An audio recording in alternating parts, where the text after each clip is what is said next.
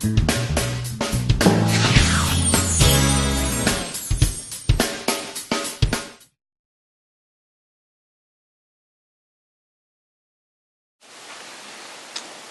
right.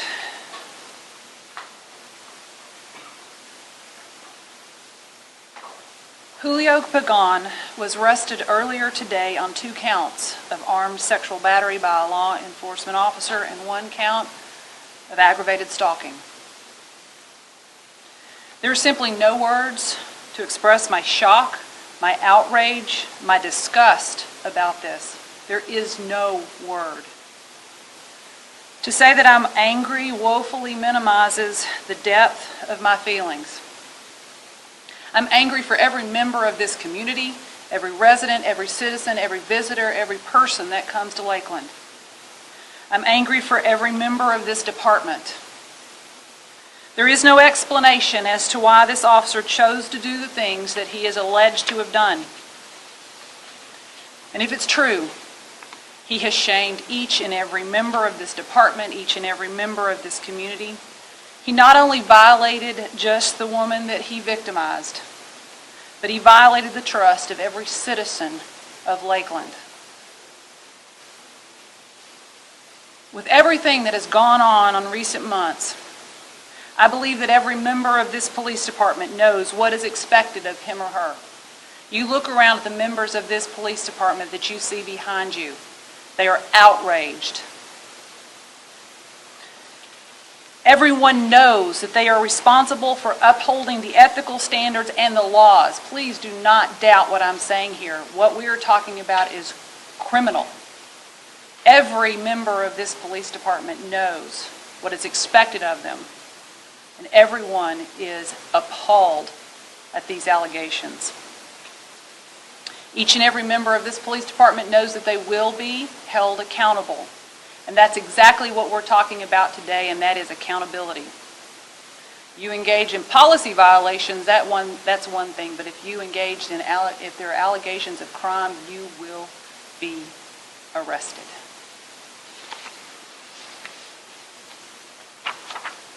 I'm going to give you a brief synopsis.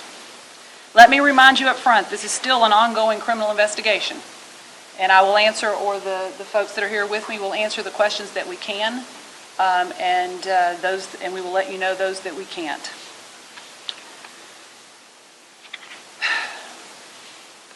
Thursday night, September the 19th, I received information that Captain Victor White and Assistant Chief Larry Giddens had received some basic information regarding this matter. Captain White began immediately looking into that situation. Had just some basic information at that point. On Friday, September the 20th, a criminal and administrative investigation was ordered into the allegations that we're talking about today. It was on Friday the 20th that I learned that the victim attempted to report Pagan's actions by calling our communications center on August the 29th. I will address that situation shortly. On September 20th, Officer Pagan was immediately placed on administrative leave and relieved of all duties. The criminal investigation detectives and the criminal investigation section began immediately working every potential lead and every potential bit of information that we had on this case. They worked diligently over the weekend, conferring with the state attorney's office as early as Saturday into the details of the investigation. Detectives continued to work in conjunction with the state's attorney's office to bring this to quick and swift conclusion. On September the 26th, an arrest warrant was issued for Officer Pagan. You have the copy of the capias, and he was taken into custody by the Lakeland Police Department and transported to the county jail. As I said, he is charged with 2 counts of armed sexual battery and 1 count of aggravated stalking. Officer Pagan remains on administrative leave pending the completion of the termination process. I expect that will happen today or tomorrow. A little bit of timeline that you have from the capias. On July 4th, the victim first met Officer Pagan as he was investigating another call for service, a shots fired in the area. On August the 12th, the victim called LPD to report a domestic disturbance between herself and her daughter. Officer Pagan was one of the responding officers. He returned to the scene or remained at the scene and began a sexually explicit conversation with the victim, and it resulted in sex that occurred at her residence, as she alleges. On August the 29th, he returned to the residence on an on-duty capacity and continued to solicit the victim for sex. Additional information is available to you in the CAPIAS, and we will answer questions that we can. At that time, we have received information that the victim called our communication center on an administrative line. We are actively investigating that matter administratively as we speak. We have completed about 90% of that administrative investigation as to what happened. I am not pleased. I am not happy. I am not in any way going to do anything other than find out what happened as to why we did or did not what we should or should not have done on August the 29th. And we will absolutely deal with that matter swiftly and surely. We have another event where Officer Pagan went back to the victim's residence on September the 16th, and that was the last known encounter in this matter.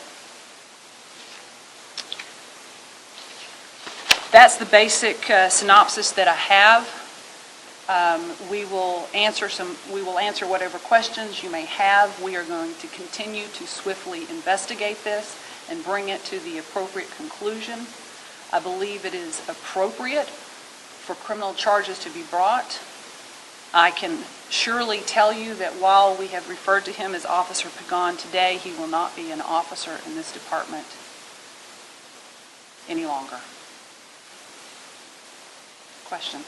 She originally called, as you said, on August 29th, so there's 21 some days there with this, and apparently he did go back to the house on September 16th.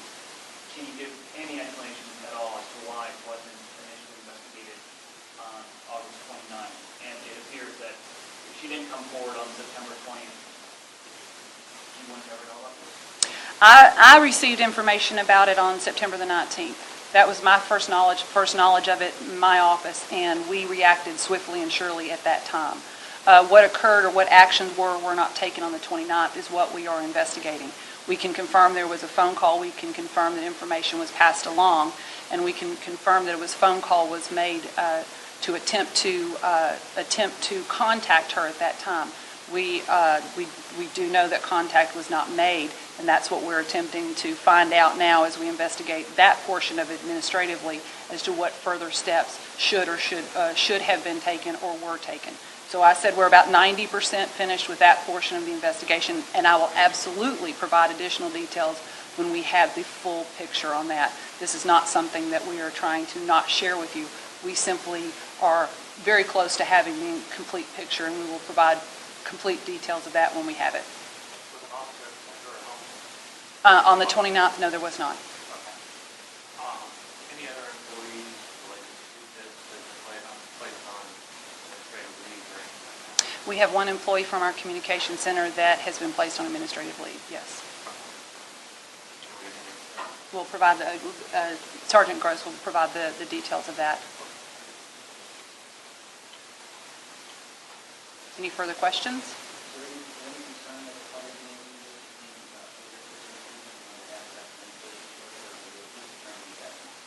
Oh, absolutely not. Absolutely not. The actions of our staff on the 29th are not criminal in nature. They are administrative, and we are doing everything we can to bring that to a swift conclusion as well. How's the information on you? Information was provided to me through Assistant Chief Larry Giddens. He called me on Thursday night to say that he had received a phone call, as well as Captain Victor White had received a phone call from acquaintances of the victim who was expressing concerns that this was occurring, and it was brought to the attention of the command staff. That's how I learned of it. And that, no, I was not aware of the phone call on the 29th until September the 19th.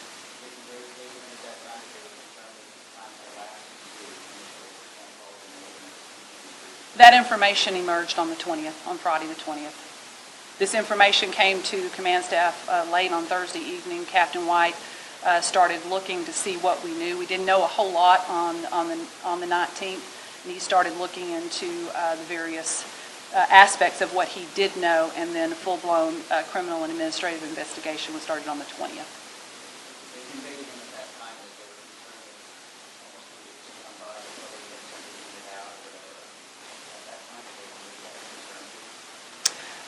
We had some information on the 19th. We were aware of that in more detail on the 20th.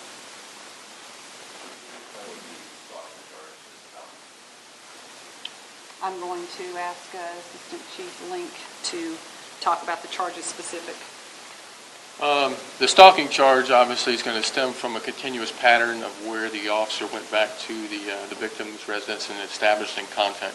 In other words, as the chief laid out, there were several times where the officer went back, and I'm not going to reveal the details and everything as far as the case goes, but there's a continuous pattern shown by him going back to the victim's residence to harass and make contact with her, to speak with her about this.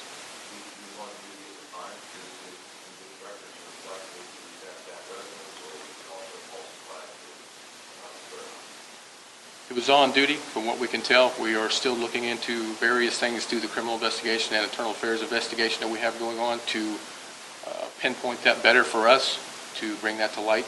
So we're still looking into some technological issues, I could say, to pinpoint that down better for us. What time frame are we talking about? How long this resident and spending a good deal of time with this resident? Why do you supervise that? Well, at this point in time, again, until we dig into the technological aspect, is what I'm saying, and when we get that information, we'll be able to tell exactly maybe how long he may have been there. But what we could tell now, it wasn't what I call extended periods of time. It may have been minutes into that portion, but until we get that information back from forensic examining certain things, we're not really going to be able to pinpoint that down yet. They are the two, the armed sexual battery of life felonies. Aggravated stalking is also, I believe, I would have to get the paper pulled up here and everything, but it's an F1, I believe. As far as I can tell, it looks like the officer went to the victim's house 5 times, twice on one day. As far as you can tell, there was only one occasion where they actually had sex, and you know, and the evidence supports that it was against her will. We're not going to reveal that particular portion, but from what we can tell from our investigation with the State Attorney's Office thus far, there was one encounter at this point in time. We haven't had any evidence brought to us at this point or any other statements to lead us to believe there was an additional or any other besides one. The armed sexual battery, is that just the fact that he was armed as a police officer? Yes, sir. On duty? Okay. Yes, sir. In the absence of us being able to see some video, can you try to corroborate that in past where he was with her and those that you were looking for? I'm not going to get to the specifics. I will tell you it was at the residence, and that's about as far as I'll go with that. I would like to let the investigation go on and let us dig into this. We still have a lot of things to do to kind of assist the State Attorney's Office with the case, but I'm not going to get into those specifics right now.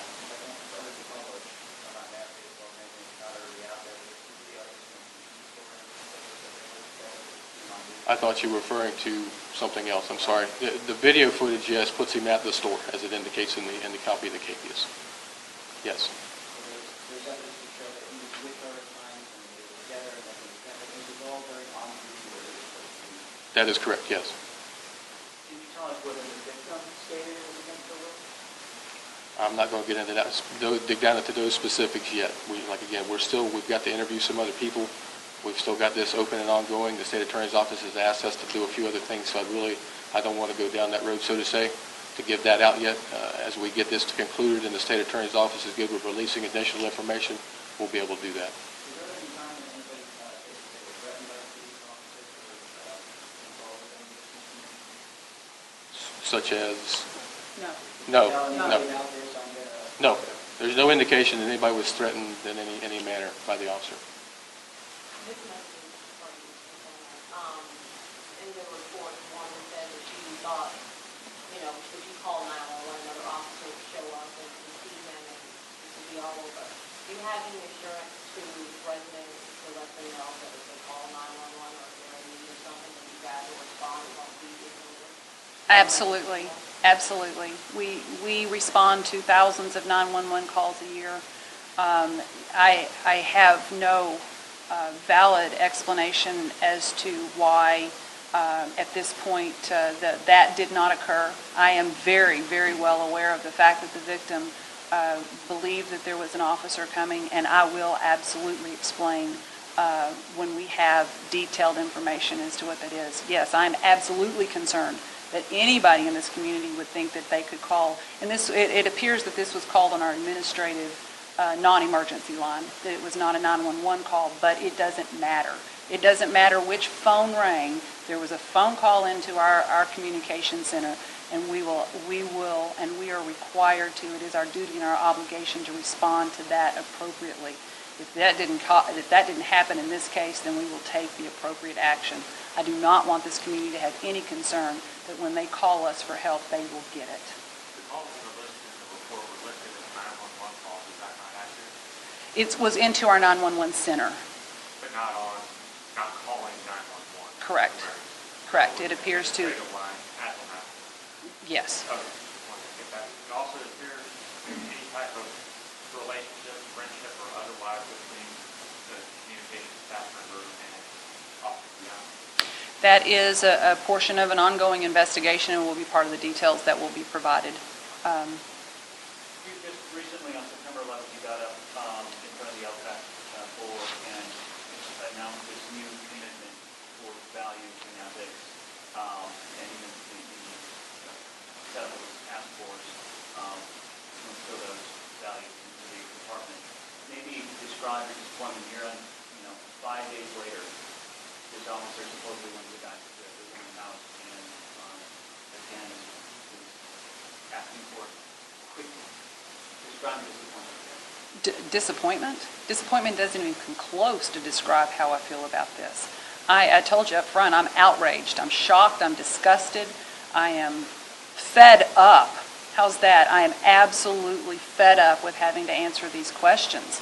I can't say enough to say it won't be tolerated. It's not tolerated. This is not a message that we should have. This is criminal behavior, folks. Let me put this in perspective. This is not a matter of, hey, let's put out another memo or write another policy that says we don't need to be doing this. There is not a person in this room right now that supports it. There's no explanation for criminal activity. The only one that can explain why and how this happened is a person that chose to do it. This is not a departmental issue. You want to know how I feel about it? Fed up.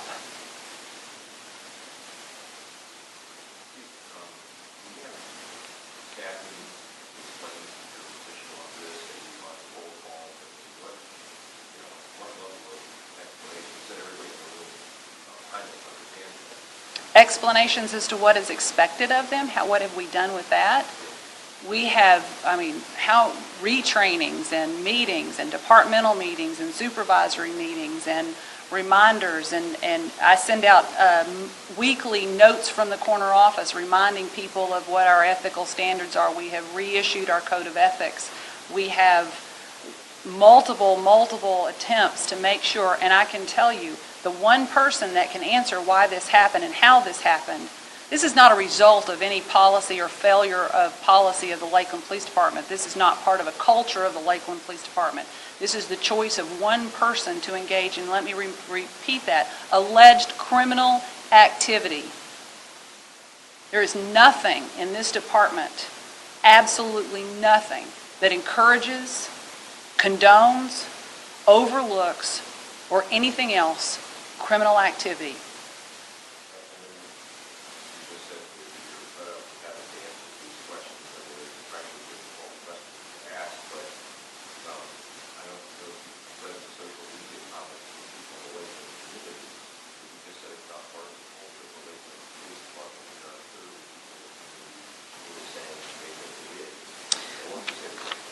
Well, the Julio Pagan started at the Lakeland Police Department on September the 19th of 2011.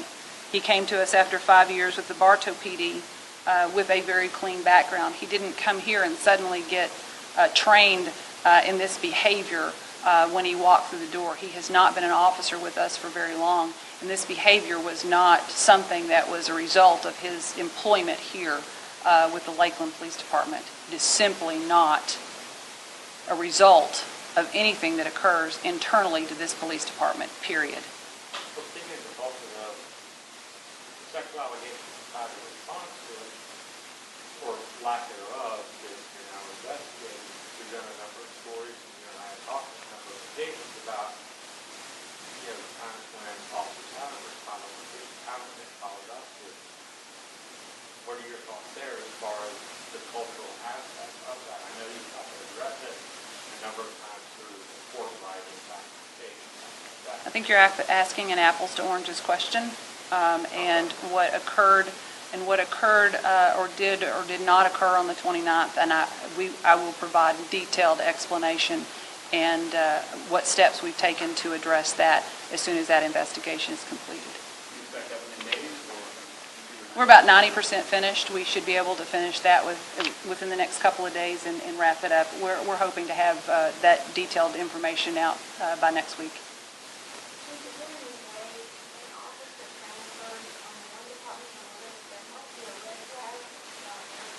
Oh, we absolutely do a complete and total background check. When this came, we pulled our background check to see what we had done, particularly when we have an officer that comes from another department. We did have complete information from the Bartow Police Department. He had no disciplinary issues at the Bartow Police Department. He came very highly recommended from the supervisors. Became very highly recommended. There was no red flag from the Bartow Police Department in his time that he was there. Thank you.